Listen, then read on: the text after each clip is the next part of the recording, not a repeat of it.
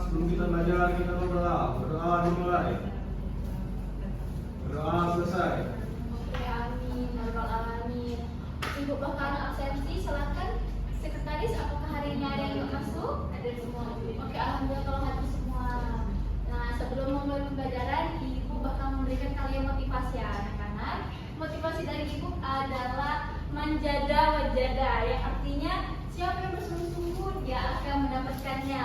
Jadi kalau anak-anak ingin mendapatkan nilai yang terbaik, anak-anak ingin mendapatkan sesuatu atau seperti barang, anak-anak itu haruslah berusaha agar mendapatkan apa yang anak-anak inginkan. Oke. Sebelum itu ibu ingin bertanya nih kepada kalian, siapa yang masih ingat pembelajaran kita pada minggu kemarin? Saya Bu. Oke, Kak Tiara? Pembelajaran minggu kemarin itu apa namanya?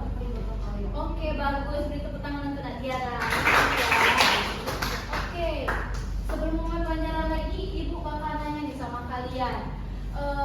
Ibu beri contoh ya. Misalkan kita lagi berjalan di jalanan atau kita lagi duduk di pantai, terus kalian melihat di sekitaran kalian itu terdapat sampah. Apa yang kalian lakukan anak-anak? Memakan dan membuang sampah ya. Kita pastinya spontan atau nanti buat ngambil karena itu juga berdampak bagi diri kita kan, kayak kita risih dengan bentukannya, dengan baunya ya kan anak-anak. Oke. Jadi bisa ditebak kalau pembelajaran kita hari ini mengenai contoh kegiatan dari gotong royong. Ibu bakalan ambil materi kita yang akan kita pelajari pada siang hari ini. Ya.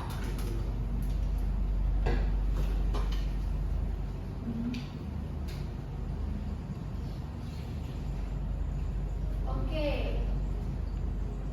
Seperti yang kita bahas minggu kemarin, apa itu gotong royong? Ibu bakal menjelaskan secara singkat lagi. Gotong royong merupakan kegiatan saling membantu serta bekerja bersama-sama tanpa mengharapkan imbalan. Nah, budaya ini mencerminkan rasa kebersamaan dan tolong menolong dalam masyarakat. Selanjutnya ada sejarah singkat. Nah, sejak zaman dahulu nenek moyang kita itu sudah terbiasa bergotong royong anak-anak. Mereka saling membantu dalam bertani, membangun rumah dan mengadakan acara adat. Dan sekarang gotong royong itu tetap ada, tetapi mulai berkurang karena banyak orang yang sibuk sendiri. Nah, Indonesia itu dikenal sebagai bangsa yang menjebuk dengan beragam suku, agama, ras, dan budaya. Selanjutnya, berhubung kita menjelaskan contoh kegiatan gotong royong dalam harmoni keberagaman, jadi ibu bakal menjelaskan singkat mengenai harmoni dalam keberagaman. Jadi harmoni dalam keberagaman merupakan berarti hidup itu berdampingan secara damai dengan perbedaan. Nah, gotong royong memperkuat harmoni karena setiap individu itu berkontribusi tanpa membeda-bedakan latar belakang anak-anak. Nah, sebelum ke materi selanjutnya, ibu mau bertanya nih kepada anak-anak sekalian, siapa yang bisa ngasih contoh nih, apa contoh kegiatan gotong royong yang ada di sekolah kalian ini? Saya. Oke, silakan Alia. Contohnya itu berikan kelas, membantu dengan sekolah. Oke, benar sekali ya. Beri tepuk tangan untuk Alia. Nah, ini ada beberapa contoh kegiatan gotong royong yang ada di sekolah. Yang pertama ada membersihkan kelas, ada menata ulang perpustakaan, ada mengadakan bakti sosial, dan yang terakhir ada membantu kegiatan sekolah tanpa memandang perbedaan agama, suku, atau status sosial. Selanjutnya ada contoh kegiatan gotong royong di masyarakat, yang pertama ada kerja bakti, ada menyelenggarakan pos roda, ada membangun fasilitas umum, dan yang terakhir ada menolong tetangga yang terkena musibah. Nah, sebelum kembali ke materi selanjutnya, ibu mau bertanya nih kepada anak-anak sekalian, siapa di sini yang berasal dari luar daerah Sumatera Selatan? Saya Bu. Oke, silakan Didi, dari mana? Di sini Bu, saya dari Provinsi Lampung. Oke, boleh disebutkan nggak nih apa contoh kegiatan gotong royong yang ada di Provinsi Lampung? Oke Bu, jadi Bu kegiatan gotong royong itu di Lampung itu banyak Bu. Salah satu adat yang Yudi tahu itu namanya Alang Tulung. Oke, apa itu? Alam tulung itu seperti kerjasama Bu dalam kegiatan sosial kayak bersih-bersih lingkungan, itu ngajak juga warga-warga di sekitar. Kalau kami itu nyebut desa di Lampung itu namanya pekon Bu, sekitar pekon. Jadi itu biasanya dilaksanakan sebulan itu 2 kali di setiap hari Sabtu dan Minggu, yang dimana warganya itu benar-benar libur. Jadi partisipasi dari masyarakatnya dalam bergotong royong membersihkan lingkungan itu bisa banyak warga dan partisipasinya Bu. Oke, bagus sekali. Beri tepuk tangan untuk Nadine. Nah, yang teman-teman kalian sebutkan tadi itu adalah salah satu contoh kegiatan gotong royong yang ada di berbagai daerah. Nah, ini ada beberapa. Yang pertama ada Mas Sohi dari Maluku, ada Ngayah dari Bali, ada Mas Jalapari dari Sumatera Utara, ada Liuran dari Banten, dan Marah Kabulan dari Sulawesi Selatan. Nah, selanjutnya itu ada manfaat dari gotong royong dalam harmoni keberagaman anak-anak. Jadi manfaatnya itu menumbuhkan rasa persatuan, meningkatkan solidaritas, membiasakan saling menolong, menjaga konflik sosial, dan membantu karakter peduli dan tanggung jawab. Nah, tentunya bukan hanya manfaat saja yang kita dapatkan dari gotong royong, terdapat juga hambatan dari bergotong royong ini. Yang pertama ada kurangnya persatuan, ada kurangnya kepedulian sosial, dan individual yang tinggi. Oke, selanjutnya Ibu bakalan nampilin video pembelajaran yang akan kalian simak, dan nanti Ibu bakalan memberikan kalian lembaga kerja peserta didik yang akan kalian isi. Nah, kemarin Ibu sudah meminta kalian untuk membuat 2 kelompok ya. Apakah sudah duduk bersama kelompoknya? Sudah. Oke, sudah. Jadi sebelum kita menonton video pembelajaran, Ibu bakalan memberikan kalian lembar kerja peserta didik. Oke, ini kelompok 1 ya, yang ini kelompok 2 kan? Nah. Oke, silakan kalian simak. Ini kalian tahu nggak siapa ini? Oke, benar ya. Jadi mereka ini merupakan salah satu komunitas di Indonesia yang berasal dari Bandung. Mereka tuh aktif berkegiatan mengikuti membersihkan sungai maupun pantai. Oke, silakan simak ya anak-anak. Oke, Ibu.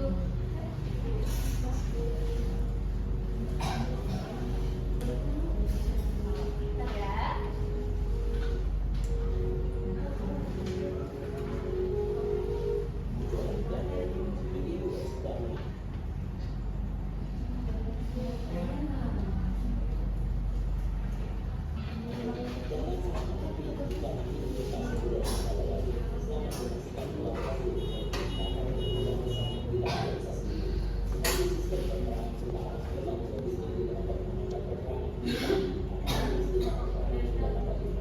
Oke, udah semua kalian simak?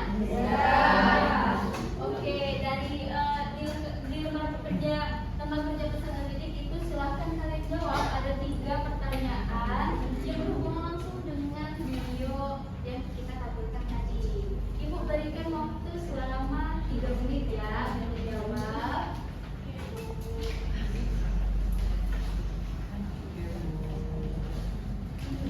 Sudah Bu. Sudah Bu. Oke. Kelompok siapa yang sudah siap? Tiara. Kami Bu. Oke, mungkin kelompok 2 ya yang sudah siap, silakan untuk mempresentasikan hasilnya. Nanti untuk kelompok 1 mungkin bisa di minggu depan ya anak-anak. Oke Bu. Silakan.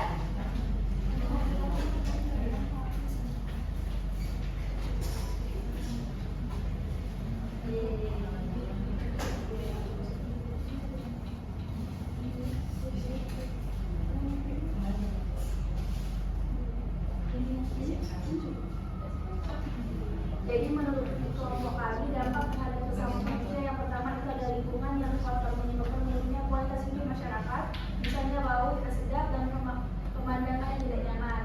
Yang kedua itu menimbulkan penimbunan sampah dapat menjadi sumber penyakit seperti diare, demam berdarah, dan infeksi kulit.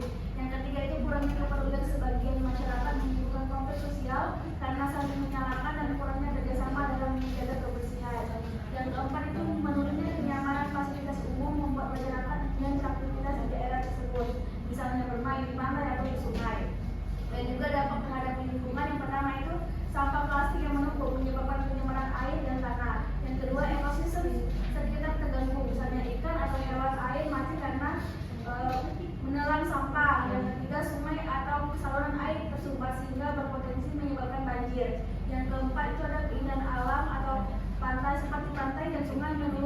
sehingga berdampak pada sektor pariwisata. Soal yang kedua itu kombinasikan gagasan kreatif untuk solusi dari dampak tersebut. Jadi menurut kelompok kami, yang pertama itu kami akan mengadakan aksi bersih-bersih rutin seperti yang dilakukan oleh Pandawara Group, melibatkan siswa, warga, dan komunitas setempat. Yang kedua, membuat bank sampah di lingkungan sekolah atau kelurahan untuk menukar sampah dengan poin atau reward. Yang ketiga, mengembangkan poster kampanye lingkungan dalam berbagai bahasa daerah sesuai keberagaman budaya setempat. Yang keempat itu membuat konten edukasi seperti video singkat dan video TikTok tentang cara memilah sampah atau dampak sampah terhadap sungai. Yang kelima itu mengusulkan hari tanpa sampah di sekolah, di mana setiap siswa membawa wadah makan atau minum sendiri. Yang keenam itu membuat alat sederhana seperti tempat sampah dengan gagasan kreatif agar masyarakat tertarik membuang sampah pada tempatnya. Yang ketujuh itu melakukan program adopsi sungai atau pantai, di mana kelas atau kelompok tertentu bertanggung jawab merawat area tertentu. Yang kedelapan itu mengajak masyarakat untuk berkolaborasi lintas agama, suku, dan usia dalam kegiatan kerja bakti agar tercapainya harmonis keberagaman. Oke, silakan bertepuk tangan untuk kelompok dua.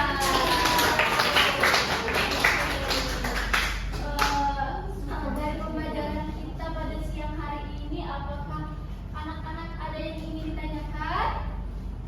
Cukup. Oke, mungkin sekian ya. Tapi sebelum itu Ibu meminta kalian untuk mengumpulkan hasil dari pembelajaran kita pada siang hari ini. Silakan, siapa yang